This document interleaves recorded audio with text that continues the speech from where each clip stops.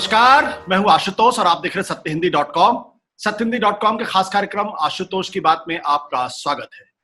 उत्तर प्रदेश के कानपुर में एक बड़ी दुखद दुर्घटना हुई है। दुर्घटना क्या कहें, बल्कि ये कहें कि वहां कानून और व्यवस्था की जो स्थिति है उस पर बहुत बड़े सवाल खड़े हो गए हैं। एक दुर्दांत अपराधी था, उस अपराधी को पकड़ने के लिए उत्तर प्रदेश की पुलिस जाती है और वहां पर पूरी तरीके से घात लगाकर पुलिस के का जो अमला है उस पर हमला किया जाता है और 8 पुलिस वाले शहीद हो जाते हैं। उसमें वहां के जो सीओ साहब हैं उनकी भी मौत हो जाती है। इसके अलावा जो ताजा जानकारी है, आधे दर्जन से ज्यादा अभी जो जवान है वो घायल है। कई गहरे सवाल खड़े होते हैं। क्या उत्तर प्रदेश के अंदर लॉ एंड ऑर्डर की स्थिति बुरी हो चुकी है? क्या वहां पे उत्तर प्रदेश की जो पुलिस है उसका पॉलिटिसाइजेशन हो रहा है? बहुत सारे सवाल हैं और इन सवालों को सबसे बेहतर तरीके से जवाब देने के लिए मौजूद है इस वक्त हमारे साथ उत्तर प्रदेश के पूर्व डीजीपी विक्रम सिंह साहब। आपका बहुत बहुत स्वागत है। जिस तरीके से ये घटना हुई है उस पर आपकी क्या प्रतिक्रिया है? पहली, किस नजरिए से देखते हैं आप इसको?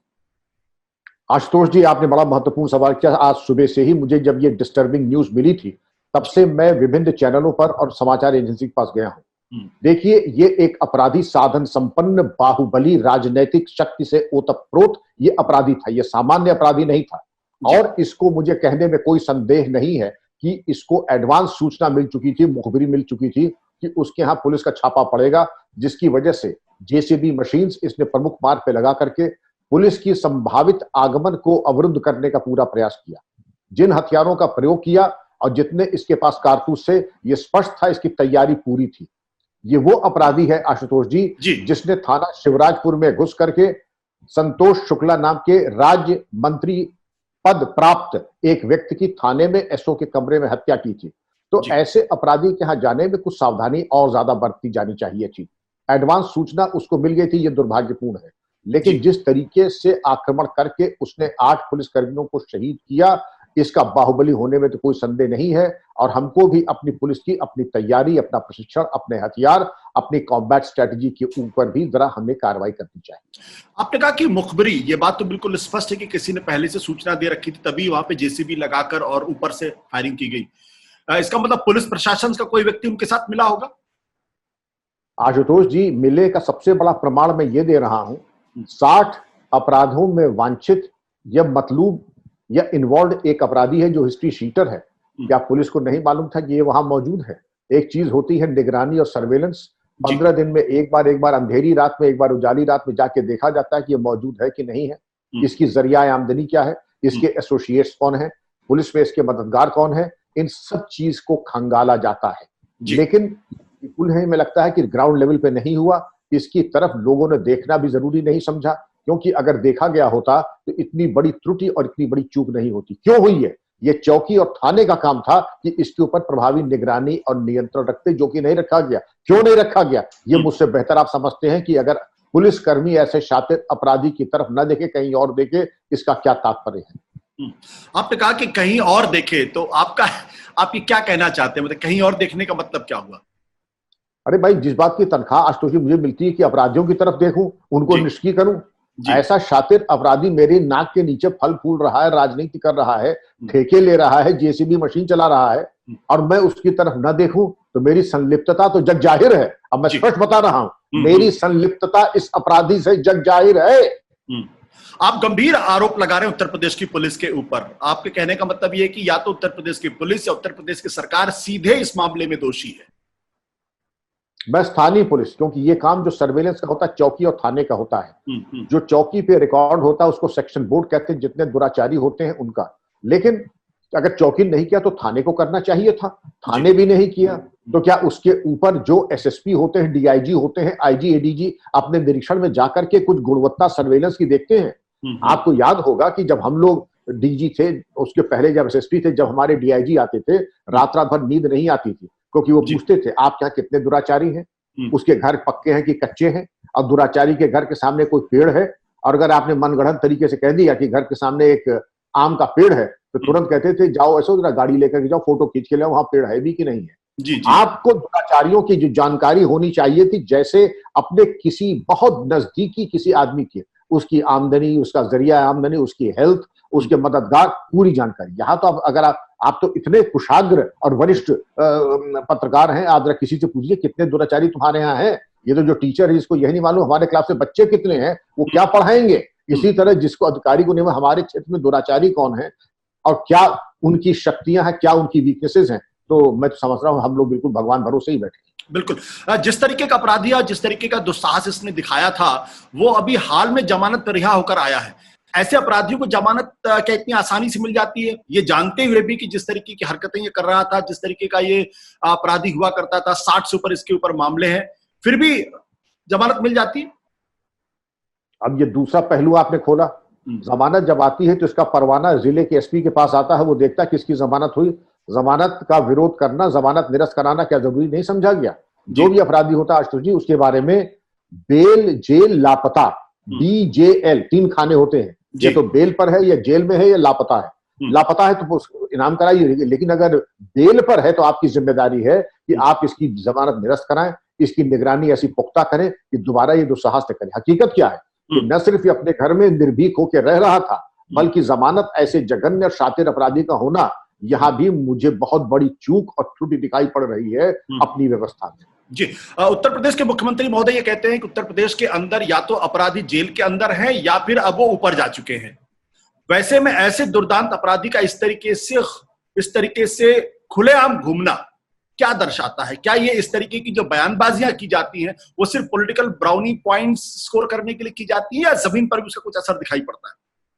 आशुतोष जी, मैं आज लखनऊ में हूं जी, और मैं पिछले 15 दिन, ये सर्वत्र ये विदित है कि योगी जी का उद्घोष, योगी जी का फ्री हैंड पुलिस को मिल चुका है। लेकिन विगत 5-7 साल में ऐसी दुर्दशा पुलिस की हो गई है, हमारी आपकी जो इसको हम ऑक्सीजन कहते हैं, जो हमारा DNA का पार्ट है, इंस्पेक्शंस नहीं हो रहे हैं, एनुअल फायरिंग नहीं हो रही है, निगरानी नहीं हो रही, जो हमारी मोटी जो पुलिसिंग का है, सर्वेलेंस, सिक्योरिटी प्रोसीडिंग, पेट्रोलिंग, अगर हम वही नहीं करेंगे, इंस्पेक्शन नहीं करेंगे तो आप घोषणा जरूर कीजिए, बहुत अच्छी बात है, मनोबल ऊंचा होता है। लेकिन मनोबल के लिए अगर आज मैं ICU में हूं और कल आप कहते हैं मैराथन दौड़ जाइए विक्रम सिंह जी, तो विक्रम सिंह 100 साल मैराथन नहीं दौड़ सकते हैं अगर ICU में है तो पहले आप, जो आपका स्वास्थ्य है, पहले आपकी युद्ध कौशल है, पहले आपकी प्रोफेशनल कॉम्पिटेंस है, उसको तो उस पटरी पे ले आइए कि आप अगर युद्ध के में जा रहे मैदान में तो मुंह की ना खाए जैसे कानपुर में खा करके आ गए। बट उत्तर प्रदेश की पुलिस का ट्रैक रिकॉर्ड सिर्फ पिछले 5-7 सालों के अंदर ही खराब हुआ या पहले भी इस तरीके की स्थिति थी? मैं ये सवाल इसलिए आपसे कर रहा हूं क्योंकि जब आप ये कहते हैं कि पिछले 5-7 सालों में हालत खराब हुई है, क्या कारण आपको समझ में आता है? क्या इसके पीछे राजनीति है, या इसके पीछे जो इनकॉम्पिटेंट लोगों को प्रमोट किया जाता है, जो जाति के आधार पे, धर्म के आधार पे और दूसरी कंसिडरेशन के आधार पे जिनको DGP बनाया जाता है या फिर ऊंचे पदों पर रखा जाता है? आखिर क्यों पुलिस एक ऐसी फोर्स है जो कमांड और कंप्लायंस पे काम करती है, डिसिप्लिन फोर्स है, वो ऐसा नहीं कि अगर आप उसकी निगरानी रखेंगे तो वो कुछ और करेगी, वो अपना काम करेगी और बहुत कायदे से काम करेगी। आशुतोष जी, इसकी गिरावट मैं आपको श्रृंखलाबद्ध तरीके से बताता हूं। 5-7 साल में तो बिल्कुल रसातल में जाने वाली बात है। गिरावट की शुरुआत हुई है 90 के दशक से। 90 के दशक से मैं क्यों कह रहा हूं कि जब गुणवत्ता को आपने बलाए ताक रख दिया, गुणवत्ता को आपने बढ़ा कर दिया, जातीयता, संप्रदाय विशेष और इस तरीके की बातों का बोलबाला शुरू हो गया, भ्रष्टाचार का बोलबाला हो गया, अपराधियों से साठगांठ का बोलबाला हो गया। और तब भी लोग रिश्वत लेते थे, लेकिन उनकी रिश्वत होती थी सैकड़े में या हजार में। ऐसा नहीं था कि अपने इलाके की जमीन, थाने की जमीन और पुलिस की जमीन बेच देते थे, ऐसा नहीं होता था। इसी तरीके से गुणवत्ता में 19-20 में अगर किसी ने 1-2 आदमी किसी जात विषय लगा दिए तो वो हालांकि एक्सेप्टेबल वो भी नहीं था, क्योंकि इंटेलेक्चुअल डिसऑनेस्टी मारी जाती थी। 96 में श्री प्रकाश सिंह ने सुप्रीम कोर्ट में जाके पुलिस रिफॉर्म्स के ऊपर एक याचिका दाखिल की और उसका फैसला 2006 में आया। प्रकाश सिंह बना भारत सरकार, 2006 का आज 2020 आ गया। 10 के चले बहुत, पहुंचे कहीं नहीं, क्योंकि पुलिस सुधार में कोई गंभीर नहीं है। कोई गंभीर नहीं है। ये सवाल सिर्फ उत्तर प्रदेश का है, या जैसे अभी पिछले दिन आपने तमिलनाडु का केस देखा जहां पे पुलिस थाने के अंदर बाप बेटे के जिस दुर्दांत तरीके से उनकी हत्या की गई है, उससे पूरा हिंदुस्तान एक तरीके से दहल गया। और ये पहला वाकया नहीं था, उस थाने के अंदर इस तरीके से घटनाएं लगातार होती रहती थी। पुलिस का स्वरूप ऐसा क्यों है कि लोग थाने में जाने से डरते हैं, लोग पुलिस के पास जाने से डरते हैं? बिल्कुल, अंग्रेजों ने जब पुलिस बनाया तो इसके ऊपर बड़े डिबेट हुए और 1861 में जब पुलिस बनी थी, 1857 के बाद तो जो भी मानदंड, जो भी उपकरण और हथियार पुलिस को दिए गए और वो 1861 से शुरू हुआ और सन 47 तक चला कि जो इक्विपमेंट ब्रिटिश आर्मी को दिए जाते थे वही पुलिस को भी दिए जाते थे, जबकि इंग्लैंड में अंग्रेजों ने अपने कर्मचारियों को हथियार नहीं दिए थे, एक ट्रंचन दिया था जो कि एक बेत ऐसा होता था बेसबॉल बेट की तरह, बाद में उस ट्रंचन को भी हटा लिया और ये भी इंस्ट्रक्शन दिए कि अगर आपके ऊपर आक्रमण होता है हटो बचो कर लीजिए, अपने को बचा लीजिए, लेकिन जनता के ऊपर किसी प्रकार का प्रहार मत कीजिए। तो उनके दोहरे मानक इंग्लैंड की पुलिस के लिए अलग, क्योंकि वहां वो खुद अपने ऊपर वो पुलिस चाहते थे जो कि एक ह्यूमन पुलिस हो, और हिंदुस्तान में वो सामंती पुलिस चाहते थे, इसलिए एक सामंती रूप, एक क्रूर रूप, एक शोषक का रूप दिया उन्होंने। इंस्पेक्टरों की तनख्वाह 10 रुपए और 20 रुपए रखी कि बाकी तुम इनका शोषण करके कमा लो। आईपीएस अधिकारी क्योंकि अंग्रेज होते थे, आईपी अफसर, इसलिए उनकी तनख्वाहें अच्छी रखी आईसीएस के बराबर, लेकिन जो नीचे के कर्मचारी थे, सिपाही, दरोगा, इंस्पेक्टर, इनकी तनख्वाह ऐसी रखी कि जनता को ये लूटते रहे। बट आप उत्तर प्रदेश के अंदर अगर आप पिछले कुछ दिनों में देखें तो जिस तरीके से उत्तर प्रदेश की पुलिस ने सतर्कता दिखाई है कि जो भी एंटी-सीए प्रोटेस्ट में शामिल हुए उनको न केवल गिरफ्तार किया गया है बल्कि उनकी प्रॉपर्टी को भी जब्त करने की बात की जा रही है। हाल के अंदर की बात है, पिछले 2-3 दिनों के अंदर वहां पे 2 लोगों के परिवार, 2 लोगों का जो प्रॉपर्टी है उसको जब्त करने की कोशिश की। एक तरफ तो पुलिस इतनी ज्यादा सतर्क है कि जो विरोध कर रहे हैं उनको जबरदस्ती, निर्दोष नहीं है तब भी उनको जेल में डाला जा रहा है। यहाँ जो पुराने आईपीएस ऑफिसर है उनको भी बख्शा नहीं जा रहा, जो गर्भवती महिलाएं हैं उनको भी नहीं बख्शा जा रहा, और दूसरी तरफ एक दुर्दांत अपराधी इस तरीके से घूमता रहता है। क्या उत्तर प्रदेश की पुलिस का जो चरित्र है वो सांप्रदायिक हो गया है, या वहां की जो सत्ता है उसने उत्तर प्रदेश पुलिस को सांप्रदायिक करने के लिए मजबूर कर दिया है? नहीं, मैं पुलिस को सांप्रदायिक तो नहीं कहूंगा, लेकिन पुलिस को 38 अधिनियमों में प्रिवेंटिव एक्शन प्लस आईपीसी और इसके अलावा गैंगस्टर्स एक्ट, रासुका, इसके अंतर्गत काम करना होता है। लेकिन आपने बिल्कुल अगर प्रश्न उठाया है और आपने एक आरोप लगाया है तो इसके बारे में पुलिस की लीडरशिप को सोचना पड़ेगा कि न सिर्फ न्यायोचित कार्रवाई हो बल्कि दिखाई भी पड़े कि जो कार्रवाई है वो न्यायोचित है।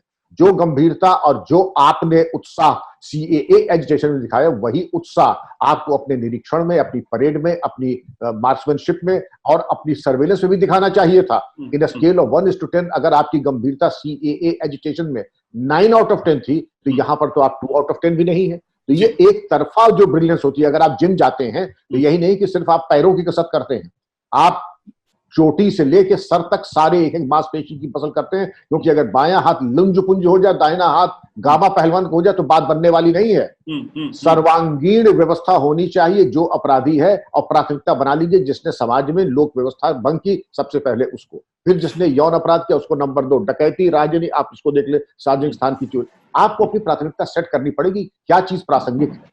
ये भी मैं ये नहीं कहता कोई चीज अमहत्वपूर्ण है, लेकिन जो महत्वपूर्ण है, कम से कम अगर आप ऐसे वरिष्ठ पत्रकार ने बिंदु उठाया है, मैं समझता हूं कि पुलिस की लीडरशिप को सोचना होगा कि अगर आपने पूरी ताकत सीएए एजिटेशन में झोंक दी तो यहाँ क्या कारण है कि आपने पूरी ताकत झोंकना जरूरी, जबकि महत्वपूर्ण ये ज्यादा है बनिस्बत सीएए एजिटेशन के।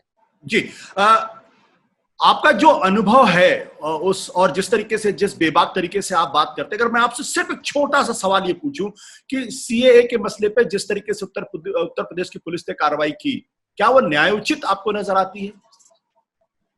मुझे पूरी तरीके से न्यायोचित लगती, क्योंकि मैं अगर होता, क्योंकि मुझे सीएए में दुर्गंध आती है राष्ट्र विरोधी गतिविधियों की। मैं इसको चिन्हित करता क्या पीएफआई फंडिंग हुई है, क्या इनका संबंध इसके अलावा पीएफआई के अतिरिक्त क्या जाकिर नाइक से है, क्या इनका संबंध जैसे एलिज किया जाता है कि उन तंजीमों से है, तबलीगी जमात वगैरह से है। क्योंकि मैं अब सर्विस में नहीं, लेकिन मुझे अगर बताया जाता तो मैं इसमें बहुत ज्यादा गंभीरता पूर्वक अभी सूचना के आधार पर मैं कार्रवाई करता।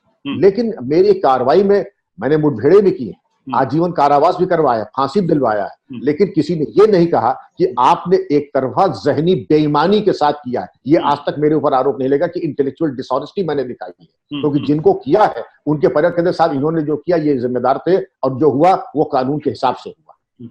उत्तर प्रदेश के अंदर कई निर्दोष लोगों को भी जेल भेजा गया, उनके ऊपर प्रताड़ना हुई। क्या जब इस तरीके के आदेश दिए जाते हैं तो जो सीनियर पुलिस ऑफिसर्स होते हैं, क्या उनकी अंतरात्मा को कचोटती नहीं है?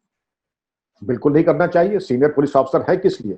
मार्गदर्शन देने के सारे अधिकार थाना अध्यक्ष में है, सीआरपीसी में सारे अधिकार थाना अध्यक्ष के अंदर है। 154 में एफआईआर से लेके विवेचना तक जो वरिष्ठ अधिकारी वो केवल सुपरविजन के लिए है। तो वरिष्ठ अधिकारी का कर्तव्य और कार्य यही है आशुतोष जी कि वो इंटेलेक्चुअल ऑनेस्टी दिखाए, क्योंकि जो थाना अध्यक्ष है तजुर्बे में, कानून में मुझसे ज्यादा जानता है। तो हम क्या कर सकते हैं? हम ईमानदार रहें और ये कहें कि कहीं कोई दबाव आता है तो आप दबाव न ले, दबाव लेने के लिए मैं हूं। मैं जब पुलिस महानिदेशक था तो मैंने एक परिपत्र यूपी के 1550 थानों से लेकर के सभी सीओ, सभी एसपीज को यह भेजा था कि आपके ऊपर हो सकता है तथाकथित ऊपर से आदेश या राजनीतिक दबाव आ रहे हैं, कृपा करके जो विधि संगत न हो कृपा न कीजिएगा, और ऐसे अवैधानिक आदेश का पालन न करिए। कि डीजीपी ने, मैं करना चाहता था लेकिन डीजीपी ने सब माना किया, और अगर जरूरी समझे मेरा ये नंबर है, उस वीआईपी से, राजनीतिक व्यक्ति से, उस पहुंच रसूख दालवत से मेरी बात करा दीजिएगा, मैं देखता हूं मैं डीजीपी रहूं या न रहूं, लेकिन ये नाजायज काम नहीं होने वाले। आज ऐसे डीजीपी हैं क्या?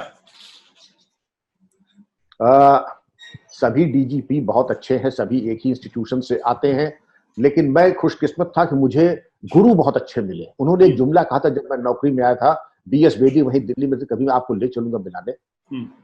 श्रेष्ठ जन, उन्होंने ये कहा था, it is better to be an honourable ex DGP than to be a dishonest and a serving third rate DGP. ये पूर्व पुलिस अधीक्षक ईमानदार और यशस्वी कहना ज्यादा अच्छा है बनिस्बत एक समझौता करने वाला सर्विंग एसएसपी। कभी समझौता मत करना, 19-20 का फर्क हो सकता है, लेकिन जहां 9 और 19 का कहना हमको आप हटा दीजिए और कर लीजिए, लेकिन मैं उनमें से नहीं हूं कि अंतरात्मा के साथ समझौता करूं, मैं नहीं करता हूं। करना छोड़ दीजिए, मैं उधर देखता। लेकिन आपका सवाल जी, शायद वो गिनती देना उचित नहीं होगा। और उसके बाद मेरा जनरेशन अप्रासंगिक हो गया, अब म्यूजियम में रखने काबिल हो गया। अब मैं समझता हूँ अब तो मुझे भी लग रहा है कि मेरे जैसे पत्रकार को भी जो है वो म्यूजियम में रखना चाहिए।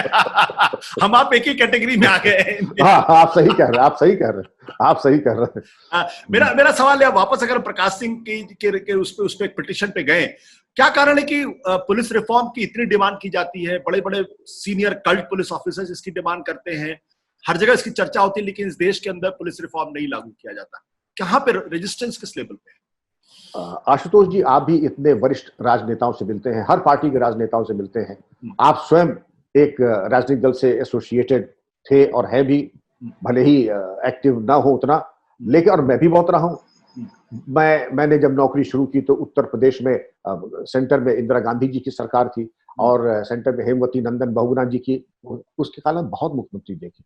मैंने 3-4 मुख्यमंत्रियों से और सेंट्रल मिनिस्टर से ये पूछा, ये बताइए पुलिस सुधार लाने में क्या दिक्कत है? तो विक्रम सिंह जी, आप बड़े कुशाग्र और चिंतनशील अधिकारी, में बताना चाहूंगा, जिस दिन पुलिस सुधार लागू हो जाएगा ना, फिर मैं राजनीति छोड़ के मैं भी कोई बिजनेस कर लूंगा, क्योंकि हमारी राजनीति चलती ही है भ्रष्ट और निकम्मी और सर्वाइल पुलिस तंत्र से। जिस दिन पुलिस अपने पे आ जाएगी तो हमको राजनीति छोड़ के कुछ और करना पड़ेगा। और ये हार्ट टू हार्ट, 1-to-1 बताया उन्होंने। आप भी किसी से पूछेंगे जिनसे आत्मीयता होगी, वो भी कह देंगे कि साहब पुलिस ना, अगर ऐसी पुलिस ना हो तो हम राजनीति क्या करेंगे? बूथ कैप्चरिंग हम क्या कराएंगे? लोगों को धमकाएंगे कैसे? एक तरफा वोट कैसे गिरवाएंगे? सारी जो प्लानिंग होती है एक तरफा, 107, 116, 151 फर्जी अरेस्ट, फर्जी चार्जशीट, फर्जी बेल, तो हम राजनीति कर चुके फिर तो। अब तो काफी वक्त हो चुका है, अब तो स्थितियां और बदतर हो गई होंगी। स्थितियां तो ऐसी बदतर हो गई हैं, अब तो पहले तो आदमी पूछ लेता था शराफत, वही जो एक मिजाज होता था गजलों वाला, अब तो टंकार के साथ, जैसे गांडीव से तीर निकलता है। एक आदमी थाने आया तो पहले होता था कि भाई ठीक है एफआईआर हो गई, बाद में पूछा कुछ कर लेंगे, 19-20 कर देते। अब तो सीधे जनरल डायरी और केस डायरी अपने लगाए मोटरसाइकिल में, जीप में पहुंच गए सांसद के यहाँ, हुजूर ये एक आदमी आया एफआईआर लिखा रहा, क्या करना है? एफआईआर होनी है या नहीं होनी? अगर होनी है तो जो 5-6 लोगों 10 लोगों का नाम लिखा रहा है उसमें किसका नाम डाले, किसका नाम न डाले? तो सांसद बहुत कहते हैं कि भाई ये 10 हटा करके ये 10 इनको डाल दो, ये हमारे मुखालिफ है। तो जब ये ट्रेंड रहेगा तो राजनीति और पुलिस, इसको कहते हैं ना कि जो क्राइम क्रिमिनलिटी जो हमारी सोसाइटी है, अपराध, भ्रष्ट राजनेता और कास्ट, ये तीनों का ताना बाना मिल करके जो फैब्रिक हमारे समाज का बना है, उसमें पुलिस का ये बहुत बड़ा एक निकम्मी पुलिसिंग का एक बहुत बड़ा योगदान है। आपसे आखिरी सवाल, अब संतोष दुबे के मामले में क्या करना चाहिए? क्योंकि इससे पुलिस का मनोबल तो बुरी तरीके से टूट गया होगा। स्वाभाविक है। मैंने आज परामर्श दिया था कि इसके ऊपर इनाम कर दें 25 लाख रुपए, और साथ साथ ये देखिए इसके मददगार पुलिस में कौन थे, किसने अनदेखी किया कि इस प्रकार का शातिर बदमाश अपने घर में रह रहा है, और उनकी संलिप्तता या नालायकी या दोनों के कारण ये क्रियाशील रहा और कार्रवाई नहीं की। इसलिए मैं चाहूंगा कि उनका डिसमिसल होना चाहिए। दोनों काम, इधर सर्जरी पुलिस विभाग पे और दूसरी सर्जरी इनके ऊपर डेडिकेटेड टीम एसटीएफ के लगा दें, 25 लाख का इनाम कर दें, आउट ऑफ टर्न प्रमोशन, और कानून और विधि सम्मत कार्रवाई करके इनको निष्क्रिय करें। बहुत बहुत शुक्रिया सर इस पूरी बातचीत के लिए, जिस बेबाक तरीके से आपने बात की है। मुझे लगता है कि लोग इस बात को सुनेंगे भी और इसकी सराहना भी करेंगे। धन्यवाद, शुक्रिया, थैंक यू सर। धन्यवाद, धन्यवाद, नमस्कार। और वीडियोस को देखने के लिए हमारे YouTube चैनल को सब्सक्राइब करें और सीधे नोटिफिकेशन पाने के लिए बेल आइकन दबाएं।